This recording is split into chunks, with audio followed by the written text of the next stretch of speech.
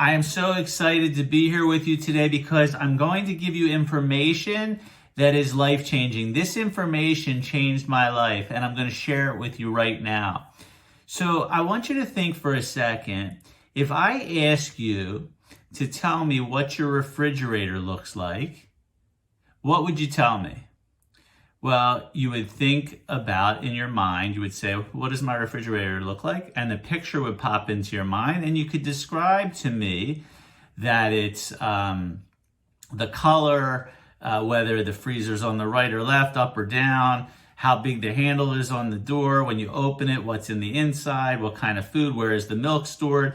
You could tell me everything because you have a picture in your mind of that. If I said to you, what about your car? Tell me what kind of car, what does your car look like? Again, when I say that, the picture pops up in your mind and you're able to describe for me what that is and what it looks like. So now here's the question. If I ask you, what does your mind look like? What would you say? Well, you wouldn't really probably have an answer. Many of you may say, well, it's your brain, and you'd see a picture of the brain. But that's not the mind at all. So what I'm going to do right now is I'm going to give you a picture of the mind so you can understand what the mind actually looks like and how it operates. So you ready to see what the mind looks like? Here's the picture for you. You see this, right? It kind of looks like a person. It looks like a head, and then the body down here with arms and legs. So let this represent our mind. And I'm going to go over everything with you, okay? So here at the top, let's picture this as the head, okay? And the head is divided in two. And up top and the bottom, and again, down here is the body. So at the top of the mind is the conscious mind. So what is the conscious mind? The conscious mind is our thinking mind. It's what allows us to think, and when we have ideas, and when we're saying, should I do this? Should I do that? Should I go over there? What should I wear today? That all is happening in our conscious mind up here, okay?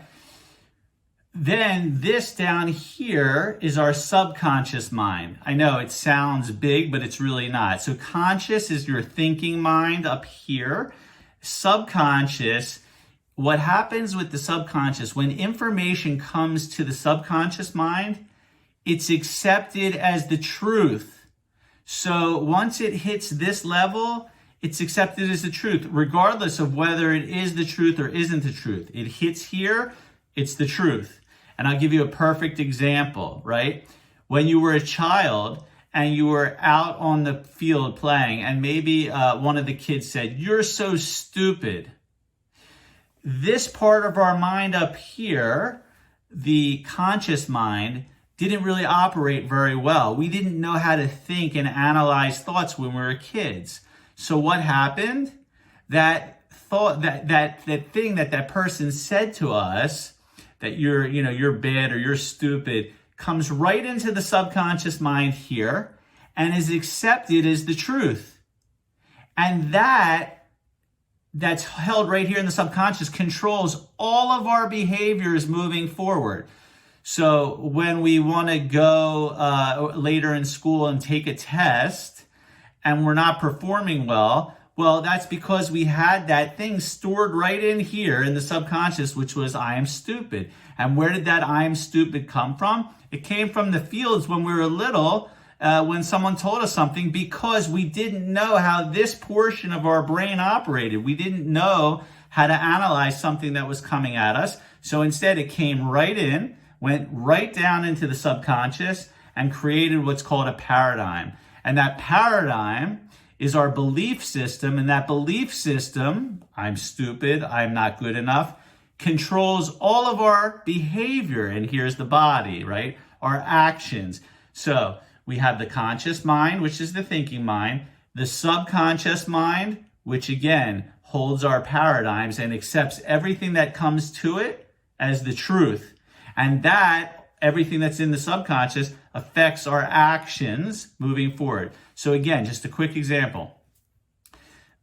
Someone says to us, hey, I think you should start a business. You really would be great as a business person. So immediately we start to think up here about, well, I don't know, I kind of sounds interesting. But then in our subconscious mind, we have a belief about ourselves. I'm stupid. I'm not good enough. And so what ends up happening? We have that belief, we act on it, and we say, nah, I'm not going to do it. I just don't think I'd be able to do it. Because we have that paradigm stored in our subconscious mind that says, you are not good enough, you are stupid. So what is it that I do for a living? I identify the stuff that's stored in your subconscious mind and that controls all of your behaviors and actions, and we help break them apart. And then form new paradigms that are stored in here, which create new actions, which create new results. Make sense? Well, I hope it does, but I'm going to be going over this with you over and over again, and I hope you take the time to watch this video over and over and over again, because it's the answer to your problems. It's the description of your mind and what your mind does to create all of your actions and behaviors and why they happen. So that's it. Thanks for coming, and I will be back with another video soon.